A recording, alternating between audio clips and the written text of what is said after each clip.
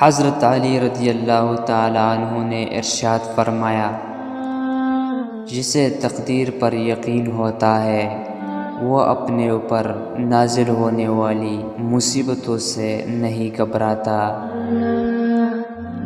اپنے دوست کو اتنے ہی راز بتاؤ کہ کل کو اگر وہ تم سے دشمنی پر آمادہ ہو تو تمہیں کوئی نقصان نہ پہنچا سکے۔ زندگی میں خود کو کبھی کسی انسان کا عادی مت بنانا، کیونکہ انسان بہت خود غرض ہوتا ہے۔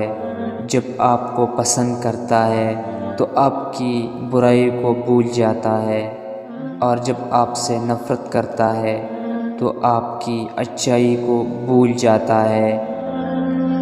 کسی کے ایمان کا اندازہ اس کے وعدوں سے لگاؤ۔ حضرت علی رضی اللہ تعالیٰ عنہ نے ارشاد فرمایا، زندگی اس طرح بسر کرو کہ دیکھنے والے تمہارے درد کے بجائے تمہارے صبر پر رشک کرے۔ بیٹے کو اتنا پڑھاؤ کہ جہیز مانگنے کی ضرورت نہ پڑے، اور بیٹی کو اتنا پڑھاؤ کہ جہیز دینے کی ضرورت نہ پڑے۔ اپنی خوشی کے لیے کسی دوسرے کی خوشی کو خاک میں مت ملاؤ۔ تمہاری وہ خوشی بیکار ہے جس کے پیچھے کسی کے آنسو ہو۔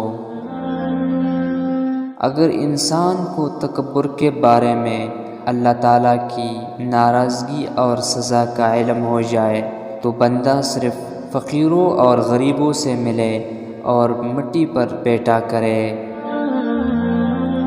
ایسے شخص کو کبھی مت گنوانا جس کے دل میں تمہارے لیے محبت، فکر، عزت اور چاہت ہو۔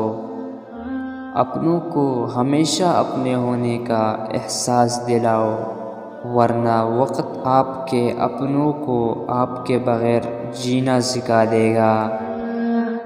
صرف پیسے کا ہونا رزق نہیں ہے، نیک اولاد، اچھا اخلاق اور مخلص دوست بھی رزق میں شامل ہے۔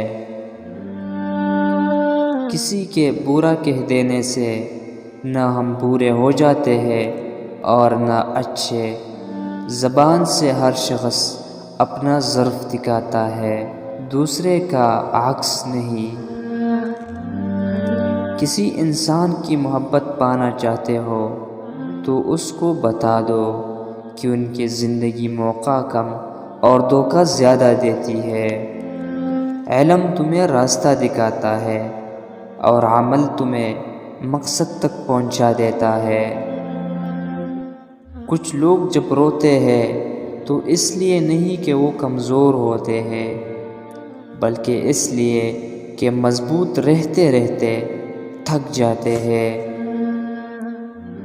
مجھے تعجب ہے اس شخص پہ جو اپنی برائیوں کو جانتا ہے لیکن جب اسے برا کہا جائے تو ناراض ہو جاتا ہے۔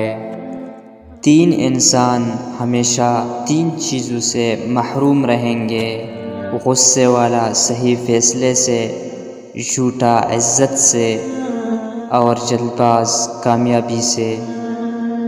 پوچھا گیا جنت کتنی دور ہے؟ آپ صلی اللہ علیہ وآلہ وسلم نے فرمایا، جنت 2 قدم پر ہے۔ پہلا قدم نفس پر رکھ دو، دوسرا قدم جنت میں ہوگا۔